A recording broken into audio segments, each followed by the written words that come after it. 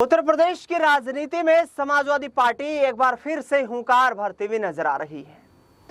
दरअसल बता दें आपको कि राणा सांगा के विवाद को लेकर लगातार उत्तर प्रदेश में सियासी जुबानी जंग छिड़ी हुई है।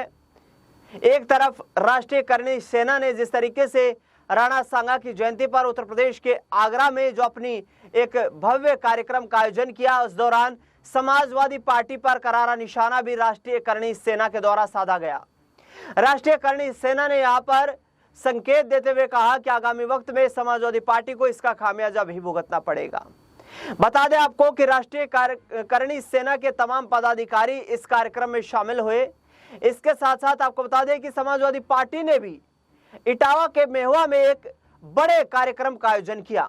इस कार्यक्रम के आयोजन पर अखिलेश यादव और शिवपाल यादव भी पहुंचे।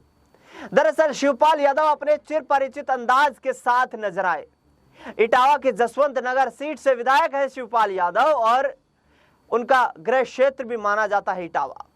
दरअसल उन्होंने कहा कि जिस तरीके से हमने इटावा और पूरे उत्तर प्रदेश को एक साथ लेकर के चलने का काम किया है, लेकिन योगी आदित्यनाथ की अगुवाई वाली ये सरकार भेदभाव कर रही है। बता दें आपको कि अखिलेश यादव के साथ मिलकर उन्होंने कहा कि 2027 में सत्ता का परिवर्तन होने वाला है। योगी आदित्यनाथ के इशारे पर कोई सरकारी अधिकारी समाजवादी पार्टी के खिलाफ साजिश भी रच रहे हैं, षड्यंत्र भी रच रहे हैं। उन अधिकारियों के नाम नोट कर लीजिए और सरकार आने पर उनको जवाब दिया जाएगा। इसके साथ साथ शिवपाल यादव यही नहीं थमे। उन्होंने कहा कि कुछ लोग गलती से समाजवादी पार्टी में चले गए हैं और यहाँ पर समाजवादी पार्टी को छोड़कर चले गए हैं और आगे आने वाले वक्त में बीजेपी में उन्हें खामियाजा जो भुगतना पड़ रहा है, उसका यहाँ पर अंजाम ये होगा कि वे लोग वापस समाजवादी पार्टी का रुख करते हुए नजर आएंगे। वे लोग वापसी करने को मजबूर हो जाएंगे। क्या ये इशारा अपर्णा यादव की तरफ था? सुनिए शिवपाल यादव इटावा की धरती से किस तरीके से योगी आदित्यनाथ सरकार की कार्यशैली पर सवाल खड़े कर रहे हैं और अपर्णा यादव क्या समाजवादी पार्टी में अब वापसी करने वाली है। पूरे मुद्दे को लेकर जनसभा को संबोधित करते हुए समाजवादी पार्टी के राष्ट्रीय अध्यक्ष शिवपाल यादव ने क्या कुछ कहा, सुनिए जरा। जो लोग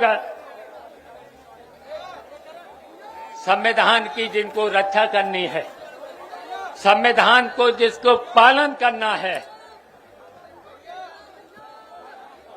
जिनको पालन करना है, जब बहुत से ऐसे अधिकारी भी हैं आज बाबा साहब के संविधान का आज तक बाबा साहब के संविधान का पालन नहीं कर रहे हैं। ऐसे बहुत से अधिकारी हैं जो दलित हैं, वंचित हैं, उनके अधिकारों को पूरा नहीं कर रहे हैं। मेरी जानकारी में है तो हम तो अपने कार्यकर्ताओं से कहेंगे और जो संविधान का पालन नहीं कर रहे हैं, जो वंचित, शोषित, अल्पसंख्यक से लेकर के दलित से लेकर के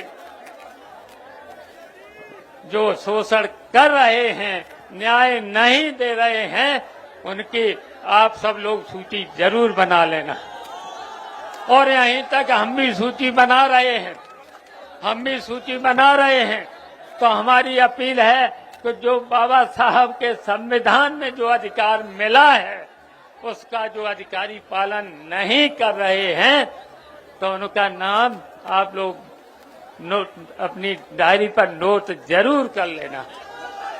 और इसलिए कर लेना देखिए, जब हम सब लोग मिलकर के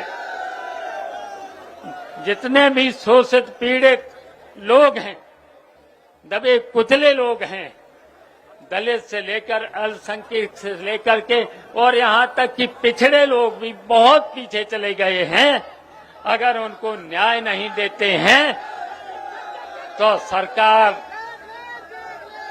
जब हम लोग सरकार में आएंगे तो निश्चित दंडात्मक उन अधिकारियों के खिलाफ दंडात्मक कार्रवाई करेंगे।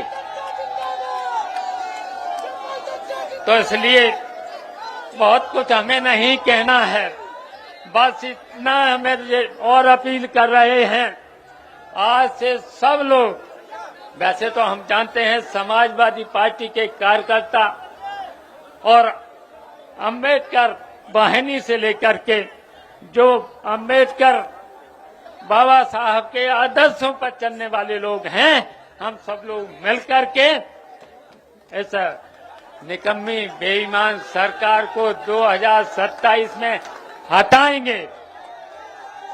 और हम लोग और आज ही से अपने अपने बूथ पर, अपने अपने मोहल्ले में, अपने अपने गांव में सब लोगों को मिला करके सब लोगों को एक करके कर लेना 2027 में भारतीय जनता पार्टी को हटाने का काम करें। और हम जानते हैं कि हमारे जो कार्यकर्ता हैं, और आज पूरे उत्तर प्रदेश में ही नहीं, इस भारतीय जनता पार्टी के लोगों ने बेईमान, सबसे ज्यादा बेईमान भारतीय जनता पार्टी जो रिश्वत ले रही है, थानों से लेकर तहसीलों से लेकर के, और भारतीय जनता पार्टी के लोग दलाली कर रहे हैं। उनके भी नाम नोट करना है, उनके भी नाम करना है। और पूरी की पूरी भारतीय जनता पार्टी की उत्तर प्रदेश की सरकार बेईमान है। बेईमान सरकार को हटाने का काम करेंगे।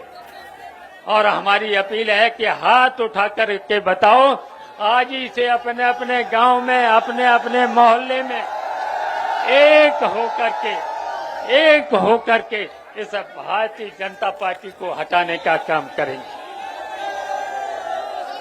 और जहां पर भारतीय जनता पार्टी के सारे पर जो अधिकारी ईमानदारी से वोट भी नहीं डालना देना चाहते, वोटर लिस्ट में भी गड़बड़ी करते हैं, उससे सचेत रहना है।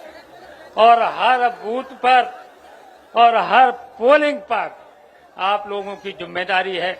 बताओ, उस जिम्मेदारी को आप लोग हाथ उठा करके बताइए, उस जिम्मेदारी को निभाएंगे। और निभा करके जो बेईमान नहीं करना चाहते हैं, उनकी बेईमानी को रोकने का काम करोगे। और वोटर लिस्ट में जो गड़बड़ी करते हैं, अपनी अपनी पोलिंग पर अभी से जो सूची लेकर के उसमें देख लेना। और ऑनलाइन अगर कहीं काटा है, तुम्हारा वोट नहीं है, तो ऑनलाइन जरूर उसमें दाखिल कर देना। और बेईमानी नहीं होने देंगे, इतना हाथ उठा करके बताओ, सब लोग हाथ उठा करके बताइए कि बूथ पर बेईमानी नहीं होने देंगे। तो हमें भरोसा है, हमें भरोसा इटावा के लोगों पर, हमें भरोसा औरैया के लोगों पर कि भारतीय जनता पार्टी को बेईमानी नहीं करने देंगे।